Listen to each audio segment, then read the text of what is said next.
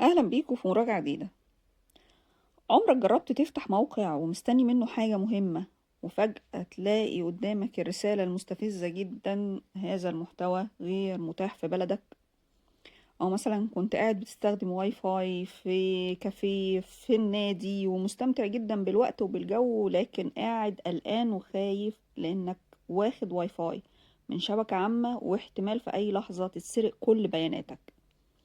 النهاردة جايبالك الحل السحري اللي هيخليك شبح على الانترنت: تطبيق VPN سوبر سيف. ده مش مجرد برنامج هيغير مكانك، بس ده حصن لخصوصياتك ومفتاح لكل الأبواب المقفولة في وشك. ركز معايا عشان هقولك ليه التطبيق ده بالذات لازم يكون على موبايلك، وفيه تريكات جوه هتعرفها لأول مرة. بس ما تنساش اشترك في القناة دلوقتي لو لسه مش اشتركتش، فعل جرس التنبيهات عشان توصلك كل مراجعات الابليكيشن الجديدة. وخليني اكلمكم في الاول عن واجهة التطبيق البسيطة اللي اول ما هتفتح التطبيق هتبهرك ببساطتها. مفيش تعقيدات، مفيش لوحة تحكم، مفيش حاجات تخليك تحس انك في وكالة ناسا. ضغطة واحدة على الزرار اللي في النص انت بقيت في عالم تاني. الواجهة شيك جدا عصرية، الأهم من كل ده بقى إنها سريعة جدا. التطبيق ده من تطوير شركة فيس ميت، وهدفه الأساسي هي السرعة القصوى مع طبعا الحماية الكاملة لبياناتك. وتعالوا مع بعض نعد مميزات التطبيق ده واللي بتخليه يفرق عن أي تطبيق تاني من تطبيقات ال VPN. اولا، عندك لستة كبيرة من السيرفرات من كل حتة في العالم: امريكا، اوروبا، اسيا.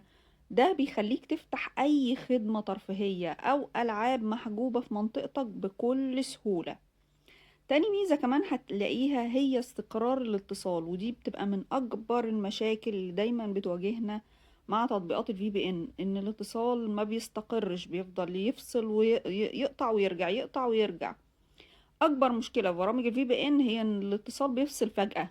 هنا الموضوع مختلف، الاتصال مستقر جدا وما بيأثرش على سرعة الداونلود بشكل ملحوظ هتحسه وانت بتعمل داونلود لأي حاجة.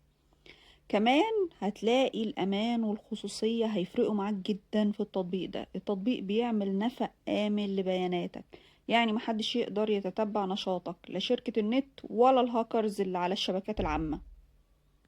طبعا، وأول ميزة كلمتك عليها هي بساطة الاستخدام. مش محتاج تعمل لوج ان او تسجل بياناتك الشخصية عشان تبدأ. نزل التطبيق بس وهيشتغل على طول. وركز معايا بقى في الدقيقتين الجايين عشان هقولك على شوية تريكات مستخبية في التطبيق هتخليك تجربتك مع التطبيق كأنك بتستخدم التطبيق البريميوم.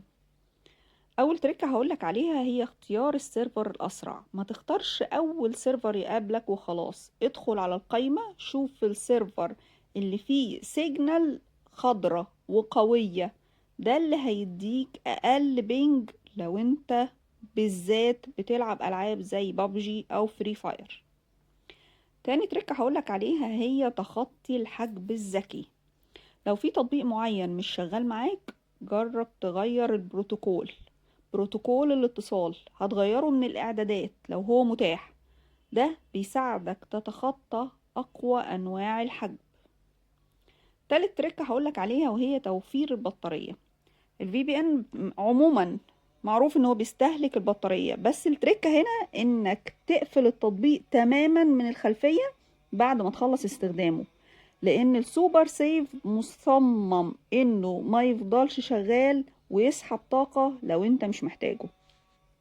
في النهاية عايزة أقولك إن تطبيق VPN سوبر سيف هو هيبقى رفيقك المثالي لو أنت بتدور على الحرية والأمان وأنت بتلف في عالم الإنترنت الواسع.